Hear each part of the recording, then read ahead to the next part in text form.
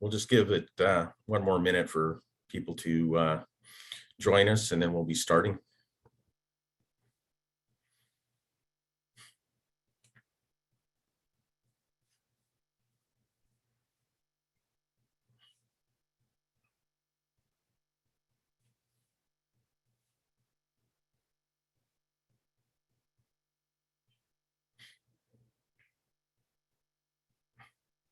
Morning, Justin.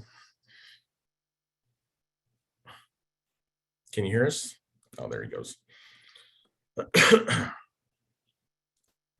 All right, now that we got our full panel and got audience, let's go ahead and get started.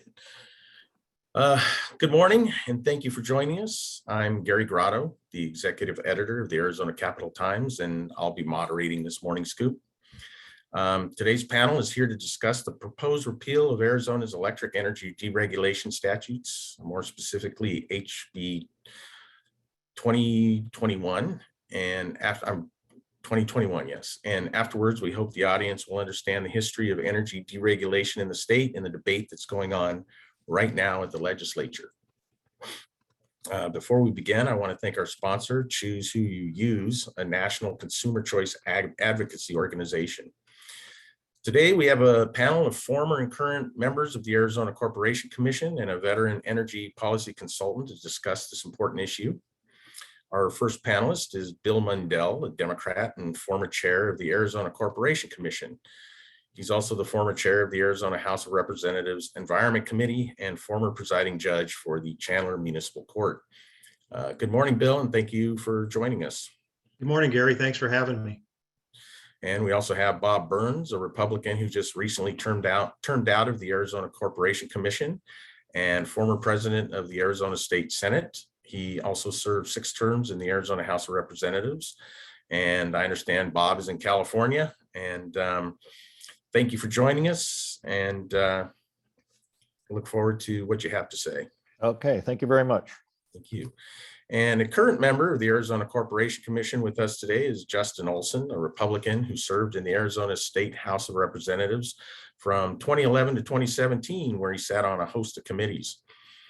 Commissioner Olsen also was a research analyst for the Arizona Tax Research Association, and he worked as an aide for Arizona Congressman Trent Franks. Good morning. Thank you for coming. Thank you for having me. Happy to be here. And finally, let's say good morning to Autumn Johnson, the founder and CEO of Tierra Strategy. Autumn is the former Arizona Government Affairs Manager and Energy Policy Analyst for Western Resource Advocates. Autumn is passionate about environmental and energy policy, food and agriculture policy, and animal policy. Thank you for joining us, Autumn. And did I say your company right? It's Tierra Strategy, right? Yes. Good morning. Good morning, everyone. Thank you for having me. Yeah, I thought I slipped up on that. So before we kick off the conversation, I want to remind our audience to submit questions and comments through the chat. And, we'll take those and we'll throw them at our panelists as we go through the discussion. So I'd like to start with Bob Burns. Bob, can you walk us through the history of energy deregulation in Arizona? state law has allowed for free market competition for almost a quarter century, correct? Well, that's my understanding. Yes, I'm not super clear on all the details of the history.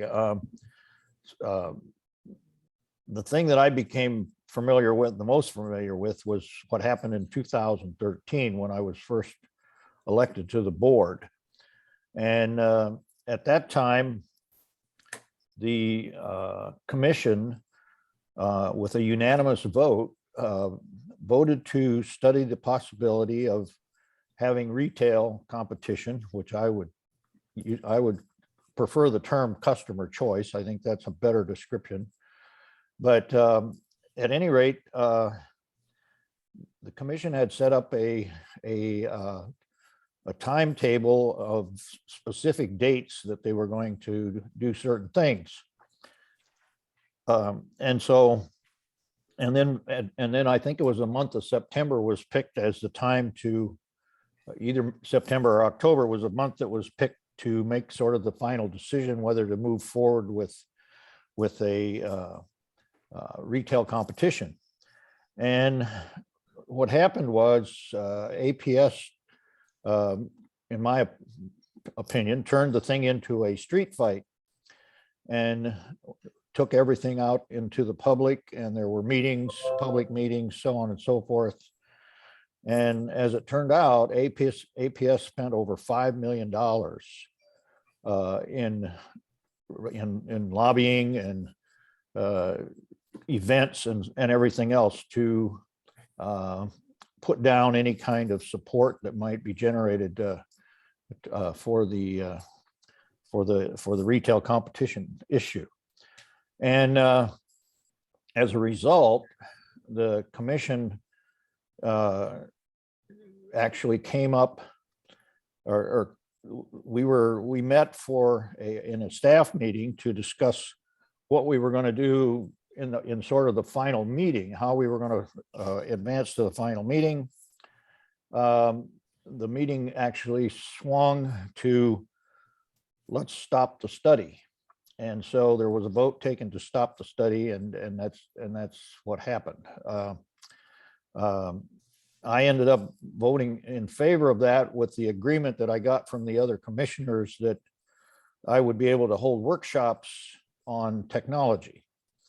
And so that's what kind of spun out of that particular study. I had a series of workshops. We had, I forget now, I think there was 3 full days. We had close to 70 presenters, and a lot of information was gained during that workshop session about and I would say focus on the generation side. The model that's in existence at the moment is the big power plant located somewhere off in the distance and transmission to the power to the load, and a single generator. Usually the large utility is the generator.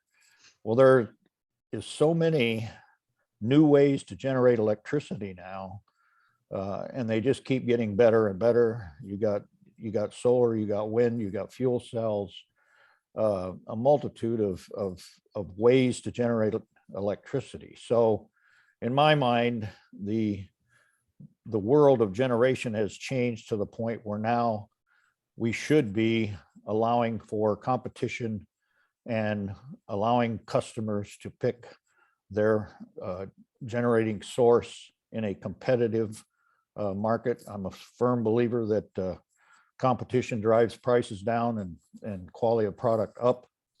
And so that's kind of where I see the world today. Well, yeah, that's one point in a long history of this. So, from what I understand, the deregulation statutes were passed in 1998. There was a hearing yesterday for Tuesday for HB 2101, and some of the people who were in favor of it in 1998 are now, or who were in favor of deregulation in 1998 are now pushing this bill to repeal those deregulation statutes. So, Bill,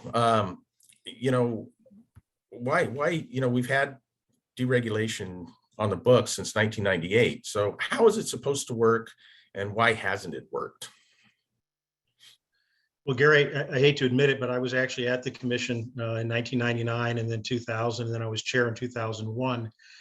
And as you know, the act was passed in 1998, and then the commission started the process to adopt rules to implement the statute. And then what happened was in 2004, a court decision called Phelps-Dodge invalidated a number of the rules. And so then we started the process of looking again at how we could comply with that court decision. So we're talking 2003, 2005, that time frame.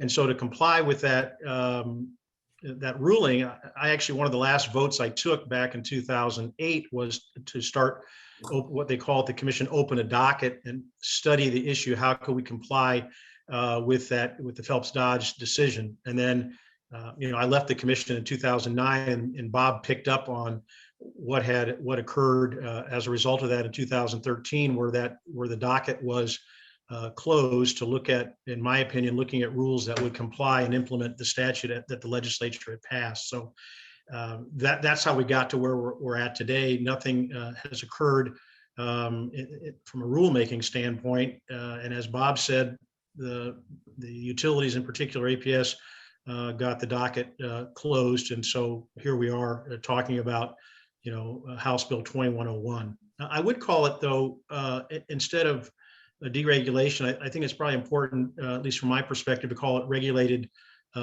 competition. And we can get into why Arizona is so different than other states when it comes to consumer choice and regulated competition. And we can talk about that and the state constitution, how it impacts our state and how we're so unique. But that's what happened. I mean, the court decision invalidated a number of the rules that we had passed, and we started the process to comply with Phelps-Dodge case. And then, as Bob talked about it, everything was put on hold and the docket was closed by the utilities.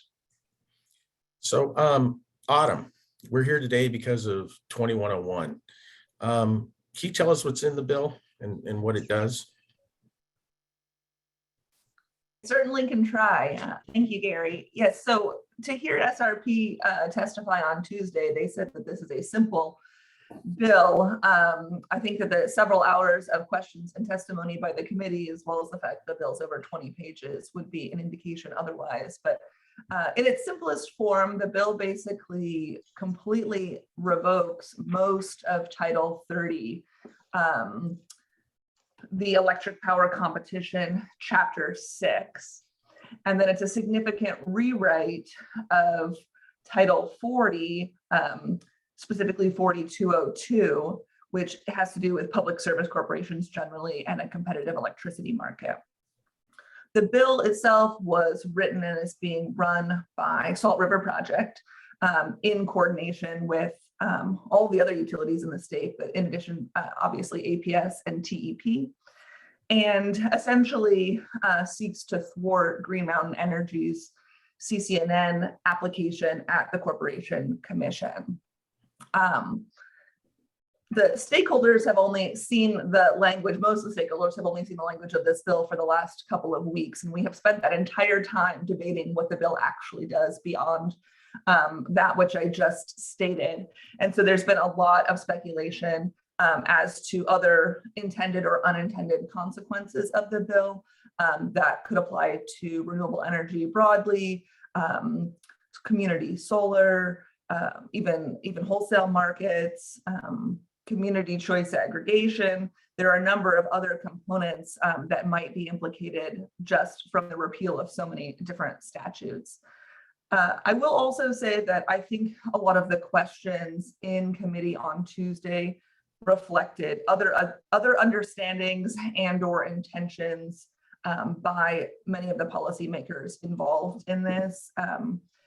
the sponsor and some of the co-sponsors are the same sponsors that last session were trying to completely derail the Corporation Commission's energy rules, which moved to clean energy. And a lot of the comments on Tuesday to me indicated that reining in the ACC and or controlling what the ACC was or wasn't doing was a large component and factor. And even if this bill doesn't directly do that, that is the overall intention. How would it do that? How would this bill do that? Rein in the ACC, as you say? Well, it's sort of interesting. I mean, hypothetically, you have folks arguing that really by passing this bill, you're actually derailing the ACC's process, and then you have other folks arguing that by prohibiting the bill from moving forward, you're allowing the ACC to move forward with a CCNN application for Green Mountain Energy. And so, depending on who you believe, since we don't actually know what the bill will do, if actually implemented, that is uncertain. What I would say is, I think that the overall intent of a lot of the legislature is to make sure that the ACC isn't making its own decisions and really isn't doing anything regarding energy policy, that the goal is to make sure that they process rate cases, and that's all. There were even questions on Tuesday that had to do with whether or not the ACC should even oversee the resource planning of IOUs. And I'm using too many acronyms that you asked me not to use, so I apologize. He said not to use acronyms, and there I went using a bunch of acronyms. So investor-owned utilities or the TEP and APS. And so some people argue that it's possible that the commission could still go ahead with a rulemaking on retail competition. Other people think that this will close the door entirely on retail competition and certainly would end Green Mountain CCNN application. And I think that is still up for debate. Okay, so Bill, what happens if this legislation is passed or passes and signed into law? Well, as Autumn just indicated, there's maybe some unintended consequences or maybe intended consequences, taking away the authority of the commission to deal with these issues. I think it's important, and she noted it, to step back. And last year there was an attempt, legislation to take away or limit the commission's authority to mandate or increase the renewable energy that's used, to solar and other renewable energy that's used in Arizona. This year, there's another attempt to limit or usurp the commission's authority, this House Bill 2101 that would limit consumer choice, or even going forward with a pilot program. The commission, one of the commissioners had filed a letter in the docket saying, hey, we ought to have a pilot program to see if this works or not. Meaning consumer choice or regulated competition. There's a concern that the commission would no longer have that authority. And I guess what I would say is, if that's really, the intent of the sponsors of the legislation, just go out and say it directly, that, it's entitled reliability, and we can get into what it does or doesn't do when we talk about reliability and hardening the grid and weatherization. But basically, it would kill any attempt to have consumer choice in Arizona, even a pilot program. And there was also the concern about what's called community solar. And that's where folks get together in a neighborhood and decide to build a small solar facility to provide energy to their neighborhood. And there's a concern. I know there was some, the legislation was amended, and part of it was taken out by an amendment, but there is still that concern that you would no longer have aggregation or community solar. And so that's what it would do, in my opinion. It would stop in its place any movement towards a pilot program or community solar. Okay, so competition, in other words. Well, I would call it competition, consumer choice, whatever noun you want to use to describe it. But yeah, it would kill it dead in its tracks. That's the concern. So, I'm going to read straight from, some of this is straight from, some talking points that is being used to sell this to legislators. And, it's being sold on a few different prongs. And, the first one is providing a clear public policy that prioritizes reliability and affordability through long-term planning and investments in the grid. Justin, can you discuss the reliability prong? I mean, California and its inability to keep the lights on, and Texas, which, had a catastrophic failure because of an unprecedented winter storm.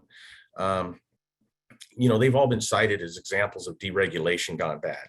And, I know you spoke to that at that meeting or the hearing on Tuesday. Absolutely. No, I'd be happy to address that. Yeah, whenever we have this discussion about competition, about opening up our energy sector for choice, for consumer choice, then folks will always point to two states now. They point to California, and with the recent winter storm, they now point to Texas as well. And I'd like to address both of those, as you mentioned, as I did in the committee hearing. First of all, California. California was an absolute disaster, and it was a unique and a specific disaster that resulted because of market manipulation, and price caps were put in place, and it was not a functioning market. Now we've got 20 years of history and 14 other states, all of which have restructured markets and have allowed consumer choice, have allowed folks to choose who they're going to have provide the energy to their homes and businesses. And none of these other states have had any of those challenges that resulted in California in the early days of competition. Now, California does not have competition. California only has about 5% of its market that is open to competition. And what they have had are a series of other failed policies that have led to shortages, and they've had rolling blackouts on a number of different occasions, but it's not because of competition. Secondly, folks now point to Texas, and they'll say, well, Texas is a restructured marketplace. Folks have choice on who's going to provide their energy. And they had this unprecedented winter storm, and folks were left without power. So energy choice must be bad. Well, it's a flawed conclusion. And in fact, the example of the recent winter storm in Texas demonstrates the benefits of energy competition, of a free marketplace. Because in Texas, what we actually have are two distinct systems. We have some areas of Texas that are part of ERCOT that have opened up for competition. And then we've got other areas of Texas that have not opened up to competition. And they're subject to the same vertically integrated monopoly system that we have here in Arizona. And this winter storm, this unprecedented event, occurred in Texas, and it didn't discriminate between the territories that were open to competition and those that were not.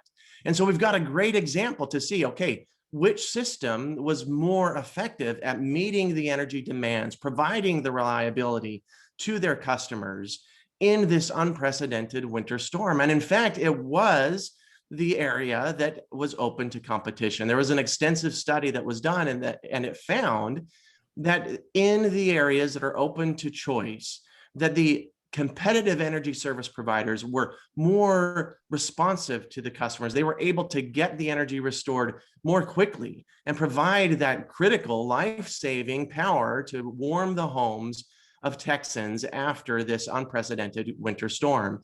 The folks that lived in the vertically integrated monopoly territory did not fare as well as those that were served by competitive service providers. And lastly, I'll just mention that the question about what requirements to place on energy providers with regard to weatherization is a policy question. It's a policy question that can be made in a restructured market, and it's a policy question that can be made in a vertically integrated market. It makes no difference whether it is a restructured market or a market that's regulated in the fashion that we regulate our utilities here in Arizona. But providing competition creates that opportunity where the provider of the electricity has that same incentive as the consumer to make sure that the energy is there, it's reliable, and it's provided at as low of a cost as possible so that they can attract customers. Thank you, Justin. And while we're talking about California and Texas, I wanted to just throw one question out there. Whoever's wants to answer this. This is from the audience. How would an open market electrical choice work to ensure that consumers are not abused as has happened in Texas and California? I'd be happy to jump in there. I think that that's a great question. I think a lot of folks would say, well, how can we ensure that customers aren't abused in a vertically integrated monopoly? I mean, that's a critical question that has to be addressed regardless of the structure of the marketplace. But with regard to a restructured marketplace, the state, whether it's the commission or the legislature speaking through statute, has the authority to put in place the consumer protection policies that the state thinks are appropriate to protect consumers. And we've got many different examples that we can look to in other states. A lot of folks will point to Pennsylvania as a state that has demonstrated some effective consumer protection policies. But we can also look to Texas. I think Texas is a great example because it does have the most robust free marketplace, and consumers are most empowered because they have so many different choices that they can choose from. And we can see, have customers been pleased with their options? You can look to the J.D. Powers surveys and see that customers are overwhelmingly pleased with the services that they're provided in a competitive marketplace. And that's not surprising. You've got choice. You're able to shop around. If you don't like your provider, you can go somewhere else. In a vertically integrated monopoly system like we have here in Arizona, ratepayers are captive and they're frustrated because if they don't like the service that they're getting, they have no alternative. So we've got to empower consumers, give them choice, and unleash the powerful forces of the free marketplace here in Arizona to benefit ratepayers. So, Bill. Gary, if Yes. I could, you were going to ask me a question. I was going to jump in just to reiterate a couple of points. Again, I was there when chair of the commission when we had the California debacle, and certainly we voted to slow down what we were doing in Arizona and to learn from what occurred in California. And that's what I said. One of the last votes was to study the issue and see what they did wrong in California. And Commissioner Olsen talked about a lot of those things. And so we learned from their mistakes. I would also say that, and I alluded to it in my opening remarks, that because of our state constitution, we're different than Texas or California or Pennsylvania or all those other states, because the court said that you could have consumer choice, but in order to protect consumers, you had to have a band, a range for prices, meaning a maximum amount. So it's not a totally free market. That's why I called it regulated competition, because the commissioners still decide what the maximum rate should be, similar to what they do right now with APS and Tucson Electric and the other utilities that they have authority over. So I think it's important to make that distinction, that it's not wide open. It's, as I said, it's regulated competition with consumer protections in not only the Green Mountain application, but just by court decision and our state constitution. You mentioned that the study and some of the lessons that were learned from California. What are some of those lessons that you certainly wouldn't want to bring to Arizona?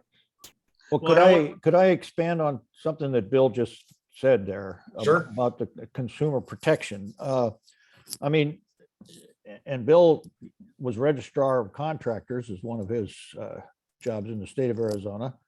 And so to me, the commission would function similar to the registrar of contractors when it comes to who is going to be providing generation for the consumers. So the mechanisms are there, they exist, they just need to be used.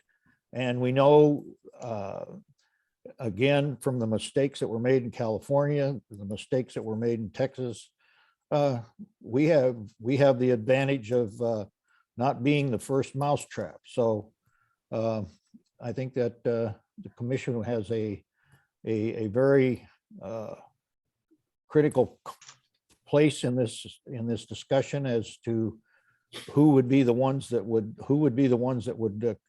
develop the requirements of the generators, if you will, and basically it would be a sort of like a licensing setup, so that we get uh, if we have a bad actor, we have some means of getting the bad actor out of the picture.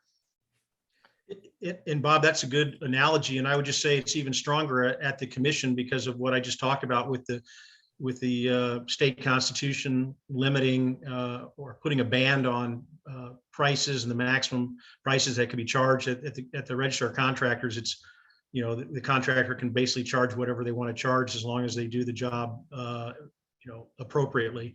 And so I would just say that I would also say from a consumer protection standpoint, the commission already has rules in place to protect consumers from the current, if there's abuses by the current utilities. And those same consumer protection rules would apply if we had regulated competition. They would apply to any applicant that's given, and again, I don't want to be too wonkish, but a certificate, to, as you said, a license to do business in Arizona.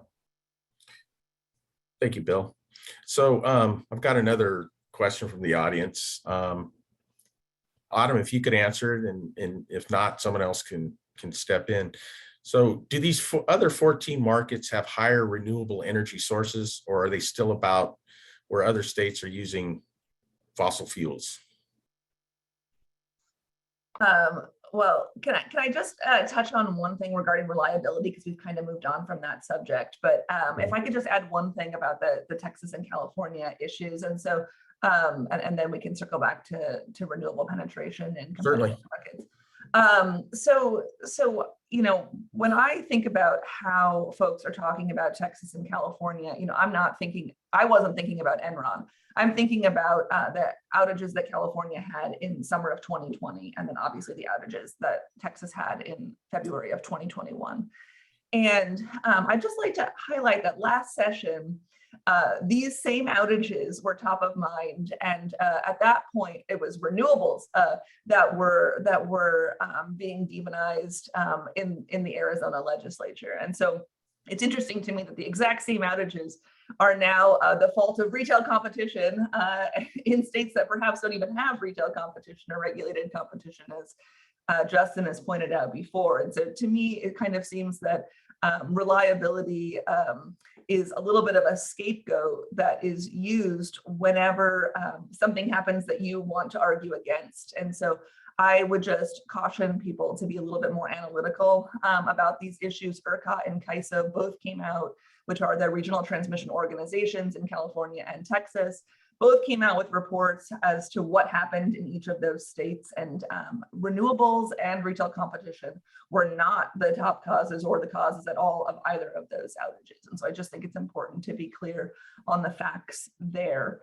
As far as which markets have the greatest penetration of renewables, I'm happy to leave that to one of the other distinguished panelists here. I would argue that I don't know that there's I wouldn't argue that there's a correlation between competition always and an increase in renewables. I think it very much depends on who's providing services in that market, as well as the regulations of the state. In our situation here, the company that wants to provide competition, who has an application pending at the Corporation Commission, is a 100% renewables focused company.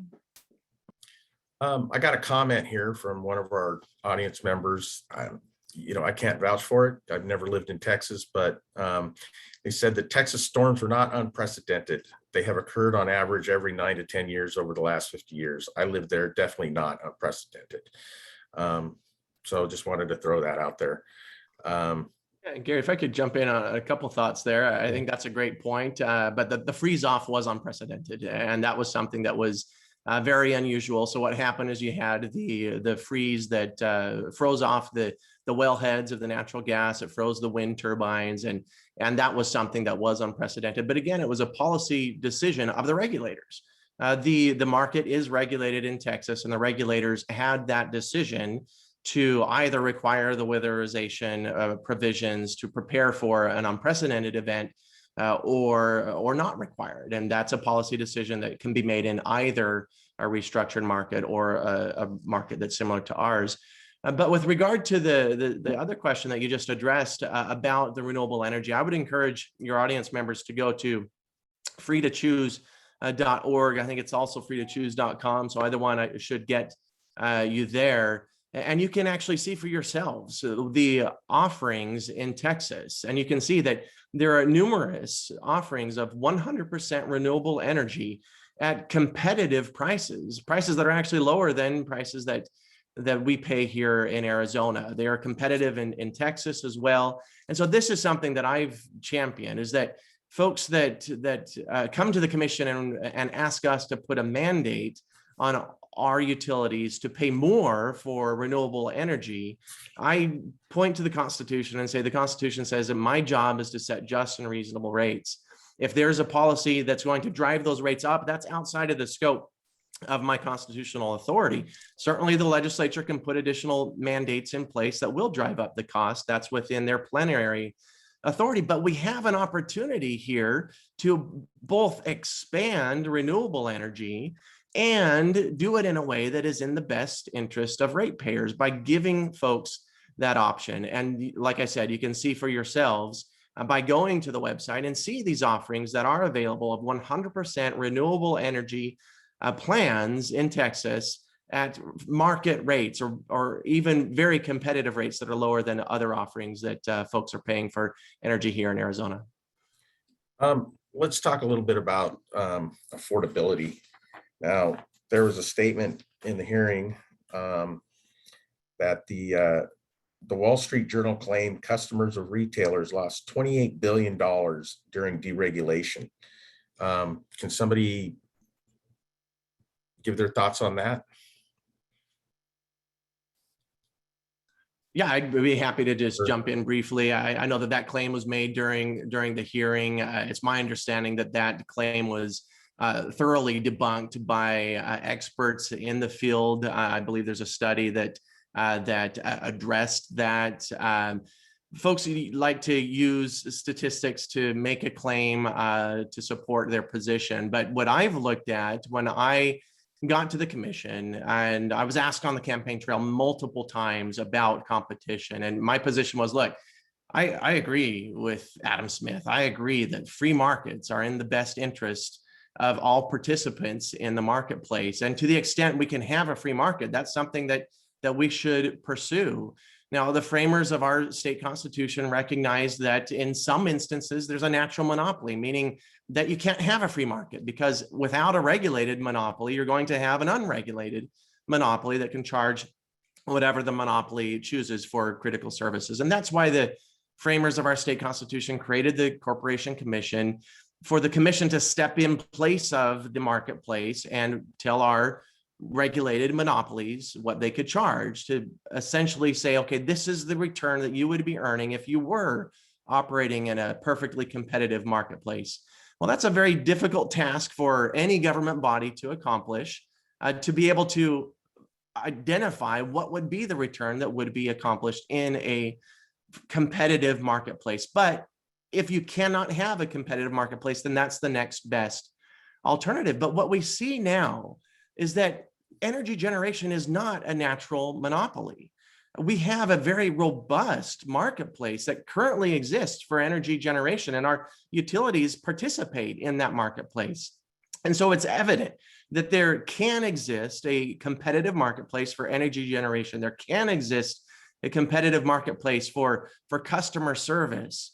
And folks have demonstrated how it can work well in Texas. And so when I got to the commission, I said, well, I'm going to look into this because not only do I support free markets and I believe in free markets, I also want to ensure that this is going to be in the best interest of Arizona ratepayers. And so I looked at what has been the last 10-year history for folks that have purchased energy in states that allow competition and those that do not allow it. And in the 14 states that allow competition over that 10-year history, rates had actually dropped by about 6%. In the remaining 36 states, there were an increase of about 18% in the amount that folks were paying for energy. I looked specifically at Texas, and over that 10-year period, rates had actually declined by 20%. Texas has the most robust free market for retail customers available. Over that same time period here in Arizona, rates had increased by 20%. So it's clear that competition works, that free markets empower the consumers. They align the interest of the consumers and the providers, because the providers have to provide the best service available and possible at the most competitive price in order to attract customers. And that's why I've argued for unleashing these powerful forces of the marketplace to benefit ratepayers here in Arizona. Hey, Okay. Gary, could I digress for a second and Sure. talk a little bit about the bill itself? You know, there's a portion in there, and it was, you know, I heard the word reliability, I don't know how many times during the hearing. And that portion of the bill, you know, really is in my opinion, a red herring. And why do I say that? It's unnecessary language, because the commission, for as long as I can remember, at least 25 years, every spring has what they call a summer preparedness meeting, meaning they want to make sure that the utilities have enough electricity if we have extreme heat. So there's nothing in the bill specifically that talks about, you know, what do you mean by reliability? There's nothing in there about weatherization. There's nothing in there about what are called reserve margins, making sure we have enough electricity. Like I just said, if it's a really hot summer or hot day, there's nothing in there about shutoffs. There's nothing in there at all, you know, specifically about reliability. And like I said, the commission has been doing that for 25 years, you know, every spring, making sure that we have reliable electricity in the state of Arizona. So that's just a red herring. I mean, it sounds good. It gets people excited. Oh, we want to make sure we have reliable electricity. Well, we do. And we do because the commission has made sure of that every spring, and with the incumbent utilities. So I think it's important to note that. And there's no specifics, you know, in the legislation other than using the word reliability to scare people, in my opinion. If I could add to that, I'm sorry, really quickly. I just want to add that, you know, in addition to the preparedness workshops, that's also why resource planning is really important, and why it's a little concerning that, you know, committee members are sort of tossing around that the commission shouldn't oversee resource planning. In both ERCOT and in CAISO, resource planning was a huge contributing component to the outages. And I will say that Salt River Project, the only utility in the state where the ACC doesn't oversee their resource planning, was off in their last 2018 IRP, or integrated resource plan, by almost 2 gigawatts. And they've been using that as fear mongering why they need to rush through plants before this summer, or there'll be outages. And so there are certainly reliability concerns in our existing system, but this bill is not designed to improve them. So yesterday during the testimony, the representative for SRP, and I'm going to refer to my notes here so I don't make it inaccurate, but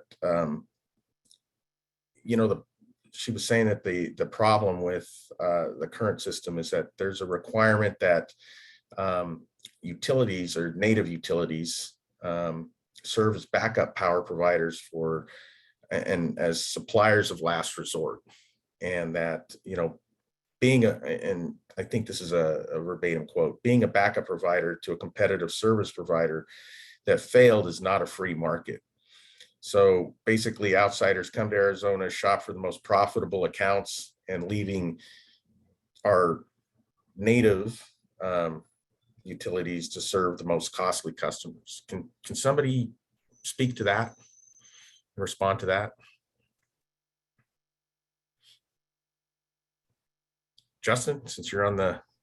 Yeah, I'd be happy to. I didn't want to dominate the conversation, but yeah, absolutely. So what would happen here in Arizona is that the competitive energy service providers would be required to pay their share of the costs associated with the legacy system. And so it's not something that is going to drive up rates to ratepayers. Instead, what it is going to do is give ratepayers an alternative. Folks that are not pleased with their power provider can choose someone else, and they will have that choice. And that's something that I think ratepayers are looking for. It's something I've heard countless times from ratepayers who are saying they are frustrated that they are captive customers. They want opportunities to choose who's going to provide their power.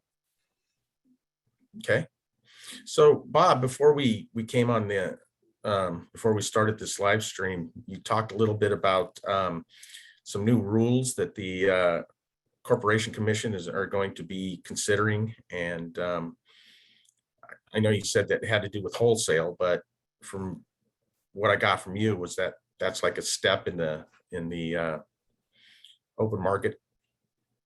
Well, yeah, I mean, the rules that are being proposed and have been proposed at the commission have to go through a rulemaking process that requires windows of time between votes, and the number of votes have already been taken.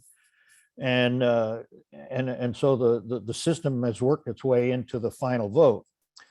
And so what I believe happens with the passage of the rules that are proposed is that we create basically a market type at the wholesale level, a market type competition system. The providers come to Arizona, they can participate in the planning process that the utility goes through that was mentioned earlier, the resource planning. There is a stakeholders group that has been given status to participate in that planning process. The RFI, request for information, when the utility comes and says we need X, Y, Z of generation, they have to issue an RFI to find out what's out in the competitive world to provide that kind of generation. That is followed by an RFP, which is a request for proposal, where the companies that are competing have to provide their plan and their cost in a competitive bidding process. And so to me, that creates this wholesale level, at least if you can refer to it as that. It doesn't get us to the point of customer choice that I would love to see, but sometimes you have to take it a step at a time. And if you get the wholesale part of the system competitive, I think it's a giant step in the right direction. The argument seems to center around whether or not we have a mandate included in this planning process. I disagree. It's not a mandate in my mind, because the process has included within it a waiver proposal. So, for example, if the utility is getting down the road a few years and they say, well, we can't meet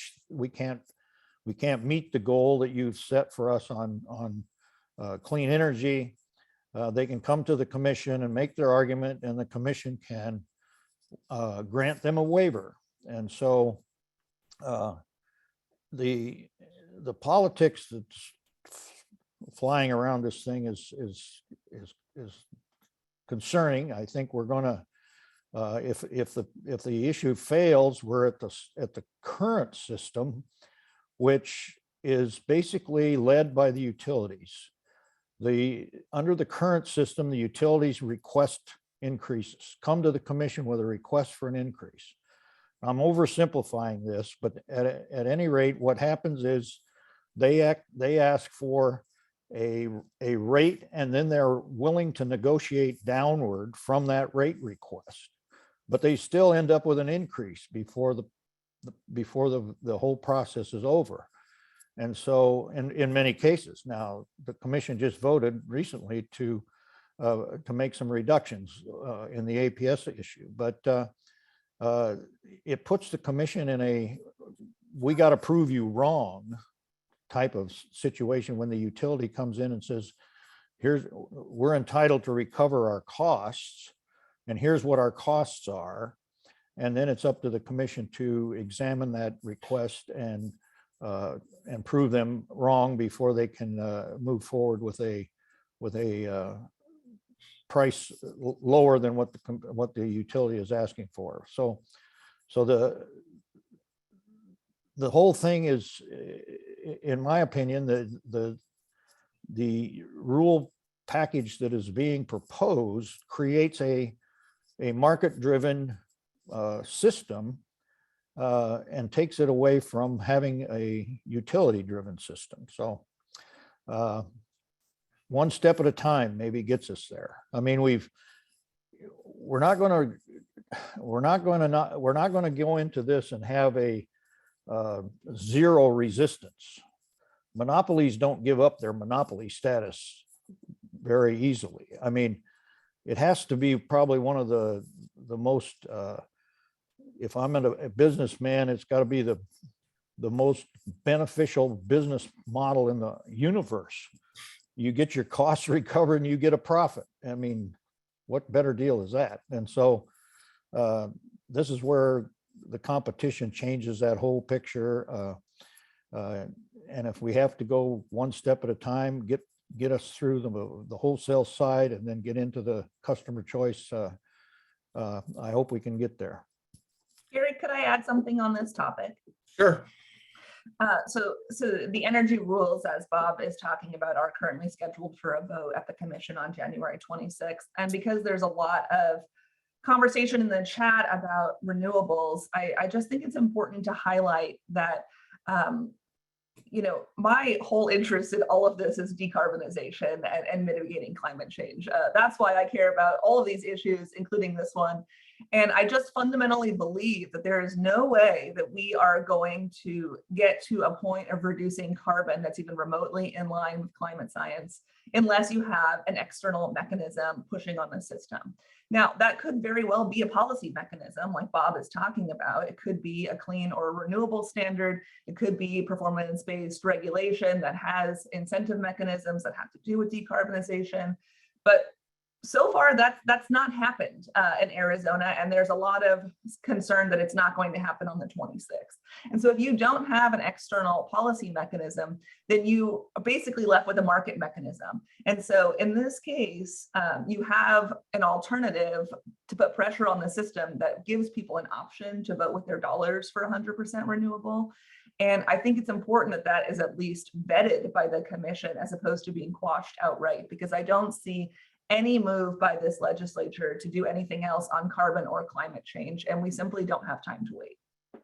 Well, to that point, not only, last year, as I said, there was legislation to limit the commission's ability to increase renewables and solar in Arizona and leave it at the 15%, which were the rest rules that we passed way back when I was there in 2006.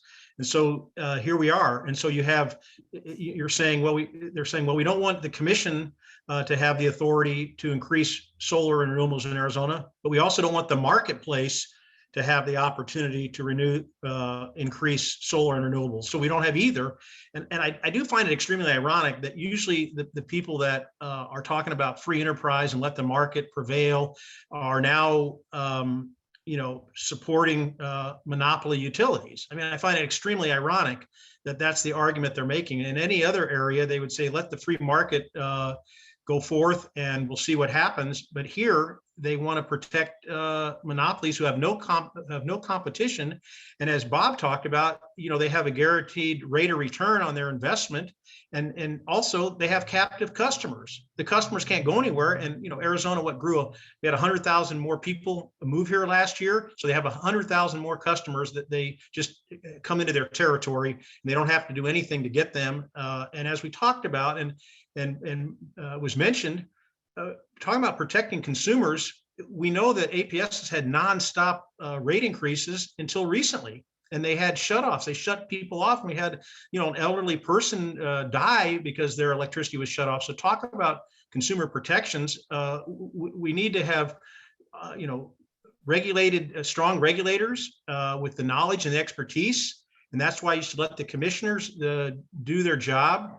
They have that expertise, and they have the expertise at staff with electrical engineers and other types of engineers and accountants and hydrologists. And it's a full-time job. And again, this legislation attacks the commission's authority. And don't take my word for it. One of the representatives said, I want to rip the authority away from the commission when it comes to dealing with energy issues, which is really frightening to me.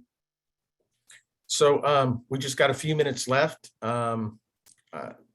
This bill has a lot of support. It's got the support of the speaker, and it's bipartisan. And so Here's a question from the audience. Can the panel talk about how to fight this 2101?